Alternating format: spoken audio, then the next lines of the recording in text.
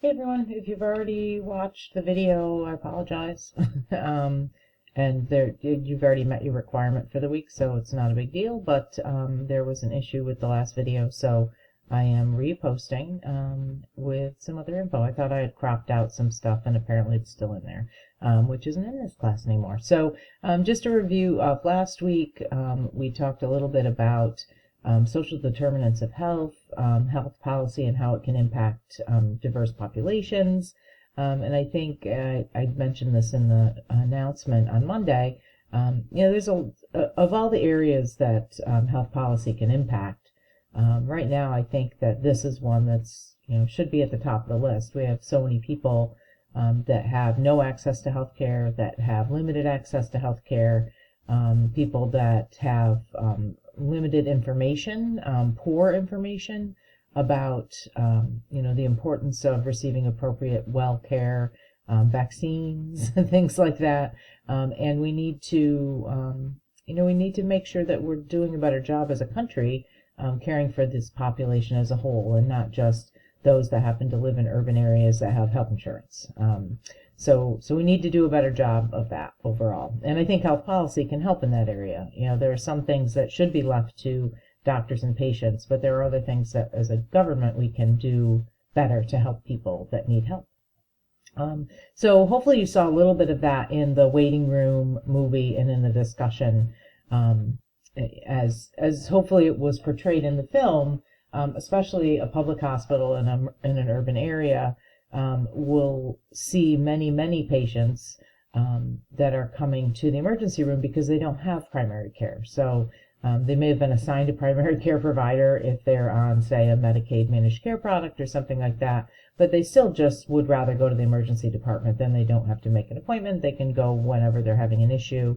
And that's really kind of what some of the discussion was, or some of what that movie was about, was to hope to portray some of that information in a way to show that the physicians and nurses on staff there really are compassionate and want to provide good care to folks, but there are limitations, and there's only so much they can do in an environment where they're supposed to be treating patients that have an emergency medical condition, but they're actually ending up treating many patients that have other types of conditions that perhaps are outside of the scope of what they can do. So I think that hopefully that shared a bit of information about what really happens, since it is a documentary, so that's a real situation, but then also gives you some insight as to, okay, where in health policy can we make change that would improve the life of the folks in this film, both the patients and the staff. So obviously that was our discussion last week. Our case study assignment, I already completed that, hopefully, and your self and peer assessment. So if you have not done your self and peer assessment, please make sure that you get that posted as soon as possible. Week 4, we're looking at health insurance and the impact of health policy. So health insurance is kind of misunderstood at times, and obviously you guys, I've had most of you in class before. We've talked about health insurance in many of our classes. So hopefully you have a good understanding of it. But like, for example, in a discussion recently, I think it was in 1275, so folks that haven't necessarily learned a lot about health insurance at this point, just entering the program, there was a discussion about how the Obamacare plans really made healthcare affordable for people. But that's not actually the case, or not necessarily the case. That was the intent. But those Obamacare plans can cost as much, if not more, than what people were paying in private health insurance, or that what people pay that have full-time employment where health insurance is covered. So although those plans exist, they're very expensive, and that's why even under the individual mandate, when it was required to have health insurance or you would be fined, when that existed, the fines were much less, a quarter, no, not even a quarter. The fines were probably 1/12 of what the folks are paying for that insurance. So it's much cheaper to take the fine than to pay several $100s each month in health insurance coverage. So especially if you choose not to use it, then it's just there as an insurance policy to make sure that if something bad happens, you'll have insurance. So, so just be aware that, health insurance is great, and we've regulated certain aspects of it, but some of the other aspects are out of control. For example, one that I would mention is the notion of high deductible health plans. So high deductible health plans are something that I think we're going to have to see some regulation on at some point. For example, I currently have a high deductible health plan. My deductible is $3,500, and that's a lot of money. And the intent with high deductible health plans was that the employer you would have a health savings account set up, and the employer would put some money in that to help you to cover that deductible. Well, my employer, and I don't work for RMU full-time anymore, so it's not RMU, my employer chooses not to do that.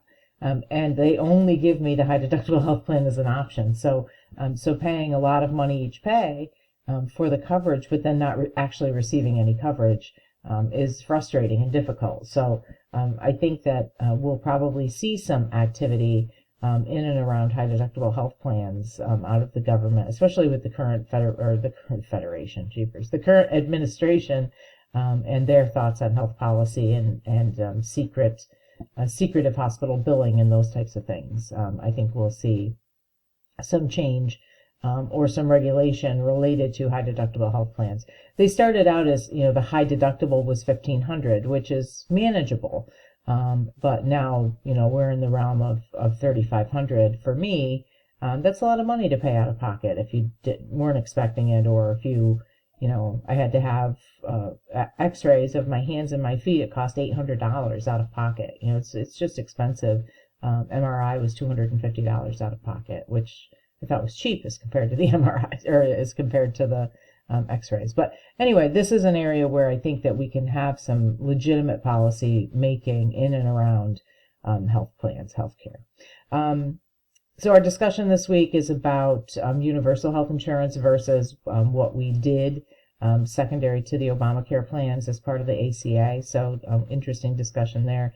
We do have a written assignment, and it's specific to interest groups. So think about interest groups like the AARP, the American Medical Association, AHIP, which is America's Health Insurance Plans, and look at the different types of key issues that the organization is pushing forward.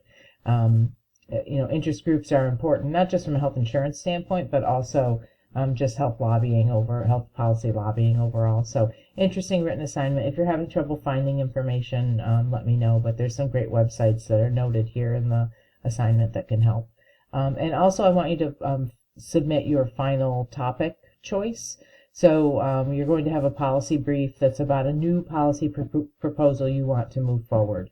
If you're not familiar with how to write a policy brief, there's some information about that, or obviously reach out. This is due in week 7, not this week, the actual paper, but I want you to submit your policy brief choice. What is your new policy proposal that you want to move forward? Don't choose an existing policy and write a brief on it. I've had students do that. Make sure that you're thinking of something new. Think of the things that we've talked about. Look through your textbook, look online, Google health policy and see your new health policy. See what's out there, and then see what we're already doing to deal with that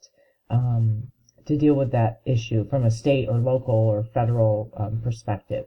Remember, we're not talking about policies within a healthcare organization. So not a policy about, okay, everybody has to do this hand washing technique, or everybody has to, you have to do your training. That's not what we're talking about. We're talking about governmental policy. So regulatory policy in some way could be local level, state level, federal, whatever makes sense for you. That's what we're going to be writing about for our final project. So this week, just submit your policy proposal, a couple sentences, tell me what you want to do. I'll give you some feedback on that, and then move forward from there. And then obviously the quiz this week, week 4 is a quiz week, and the Ed Puzzle, which is existing but will be replaced shortly. So that's all I've got. If you have questions, need anything, please reach out. Otherwise, look for your grading to be all updated this week. I'm hoping to spend some time on all of that this week. teaching many classes this term, so trying to get caught up and spend some time on all of that this week as well. So any questions, just let me know. Thanks.